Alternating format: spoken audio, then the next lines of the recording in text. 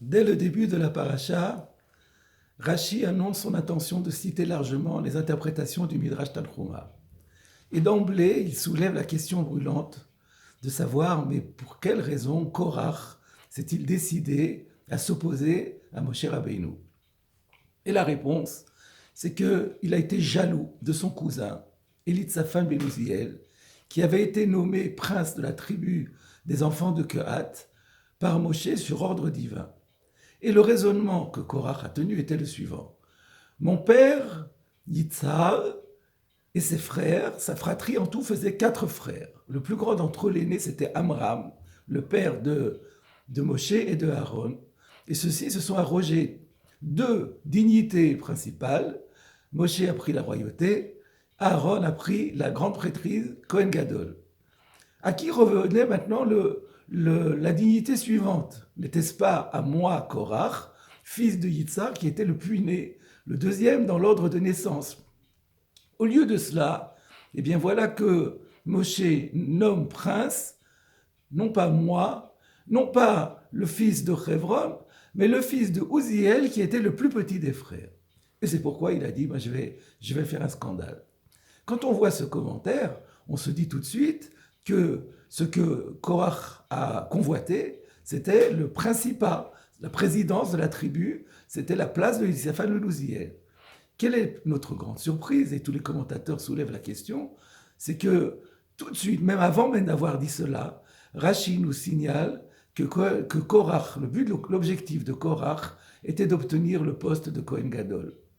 Alors, de Kohen Gadol, de grand prêtre. Et d'ailleurs, le test que Moshe Rabbeinu va leur proposer en leur disant vous allez tous offrir de l'encens dans les encensoirs, et seul le Kohen Gadol, le vrai Kohen Gadol, aura son sacrifice d'encens accepté, prouve bien qu'il s'agissait de savoir qui avait droit à être un Kohen Gadol.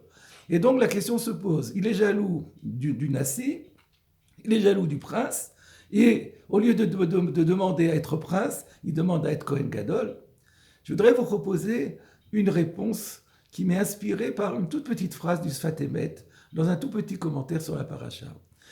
Entre autres, le Sfat Emet se propose de donner une nouvelle explication à la question de savoir pourquoi la Torah a juxtaposé cette paracha de Korach avec la mitzvah des tzitzit.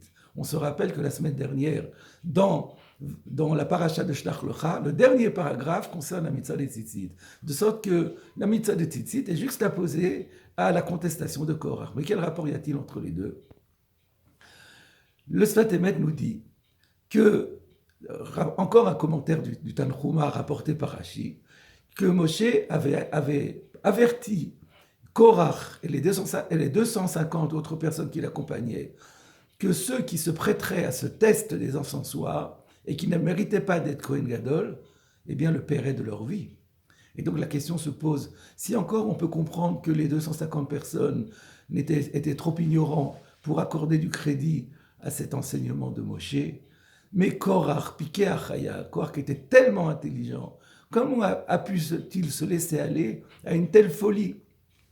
Et la réponse du Midrash, rapportée par Rashi, c'est que Korach avait un don prophétique. Et il a vu, par son roi HaKodesh, par son Esprit Saint, qu'il était amené à avoir des descendants, une lignée tout à fait extraordinaire. Parmi ses descendants, il y aura Shmuel, le prophète Samuel, qui, d'après la tradition, avait le même niveau que Moshe et Aaron. Et en plus de cela, parmi les descendants de ces petits-enfants, il y aurait 24 groupes de Lévites qui serviraient alternativement au temple et qui seraient tous doués d'un don prophétique. Donc Korach s'est dit, c'est donc bien moi, s'il y en a un qui est bien fait pour être Kohen Gadol, c'est bien moi, sinon je n'aurais pas mérité d'avoir une telle descendance. Et le Midrash conclut, mais il n'a pas vu juste, parce qu'il n'avait pas vu que si ses descendants méritaient d'avoir ce qu'ils ont eu, c'est parce qu'eux, ils ont fait teshuva. Ils se sont repentis après avoir vu ce que leur père et grand-père avaient fait. Ils ont compris l'inanité et la gravité de ce qu'ils avaient fait. Ils en sont détachés complètement. Et ils ont fait une teshuva. Et c'est grâce à leur teshuva qu'ils ont mérité ce qu'ils ont mérité. Et donc, en aucun cas, Korach ne pouvait se prévaloir de cette lignée prestigieuse pour se donner raison. Et le Sfat Emet nous dit que le grand rabbi de Lublin, qu'on appelait le Chosé, le voyant, dit qu'on voit ici quelque chose d'étonnant. C'est que même quelqu'un qui a du sens prophétique, un don prophétique, eh bien ce don prophétique, ce Ruach HaKodesh, peut lui être néfaste s'il ne prend pas les mesures adéquates. Et la question se pose effectivement. Ici, voilà que Korach avait un don prophétique qui lui a coûté la vie. Comment expliquer ce phénomène? Eh bien, le Sfat Emet nous dit, c'est dans la juxtaposition avec les tzitzit que nous allons le comprendre.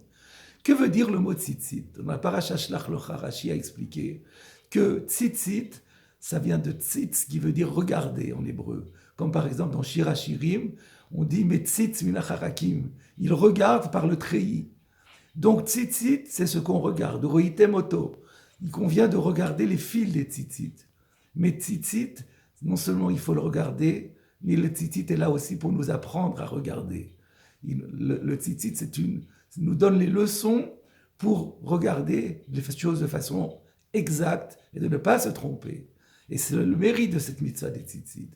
Et c'est pour cela que la Torah, après avoir dit « Ureitem oto, vous regarderez les tzitzit », elle ajoute « Velo taturu acharei levavchem v'acharei nechem » vous ne vous laisserez pas induire en erreur par votre cœur et par vos yeux.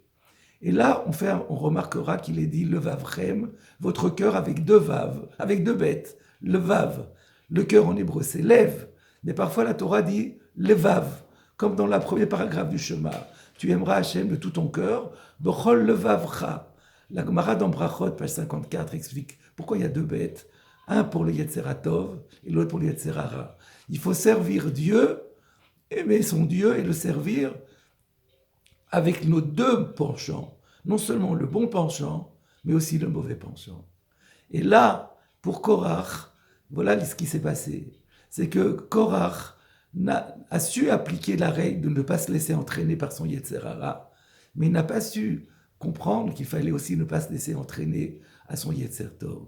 Ce qui veut dire que à aucun moment Korach n'a envisagé de briguer le poste et la fonction et la charge et la dignité de son cousin Elitzaphan. Pourquoi? Parce que cela aurait été simplement un appétit d'honneur. Et lui, il était très loin de cela. C'était le Yetzer Hara qui l'aurait conduit à demander cela. Mais il avait contrôlé parfaitement son appétit de jouissance, son appétit d'honneur. Il ne voulait pas, une seule chose l'intéressait, c'était le service d'Hachem. C'était le Yetzer Tov, c'était le bon penchant. Mais du coup, Korach s'est dit qu'il avait là une occasion en or pour se rapprocher infiniment de Dieu.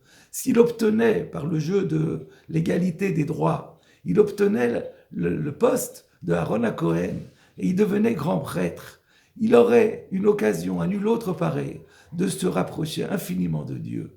Et cela, c'est quelque chose qui portait Korach de manière très très forte. Et c'est cela qui a été son erreur. Et ça a été son erreur parce que effectivement, il n'a pas pris conscience que même lorsqu'il fait cela pour s'élever davantage vers Dieu, mais c'est quand même son intérêt personnel qu'il recherche. C'est pas comme ça qu'on sert Dieu. Pour servir Dieu, il faut penser, il faut faire complètement l'impasse sur son équation personnelle. Il ne faut rechercher que l'intérêt de Dieu. En l'occurrence, Dieu avait choisi Aaron, c'était donc Aaron qui méritait d'être Kohen Gadol. Aller à l'encontre de la volonté divine, c'était pas servir Dieu, c'était se servir soi-même. Voilà, mes chers amis, la leçon de Korach. Et donc, nous comprenons que la faute de Korach était d'un autre niveau que celle que l'on s'imagine a priori. Mais à son niveau à lui, bien que ce soit une démarche qui était complètement spirituelle et non pas matérielle et matérialiste, il n'en reste pas moins que c'était une démarche qui était intéressée et qui à son niveau était gravissime, puisqu'il a eu des conséquences gravissimes, puisqu'il en a perdu la vie. Et donc lui et les 250 personnes qui étaient avec lui. Mais cette leçon nous concerne à tous, mes chers amis, à savoir que nous devons toujours, dans toute notre entreprise, dans tous les choix de notre vie, ne jamais oublier qu'il y a une priorité. La priorité des priorités, c'est le service d'Hachem. Et lorsque le matin, nous regardons les tzitzit, ou même pendant la journée, nous pouvons les regarder les tzitzit, il faut penser à cette leçon qui nous dit qu'il faut bien regarder les choses, une leçon de vue qui est une véritable leçon de vie.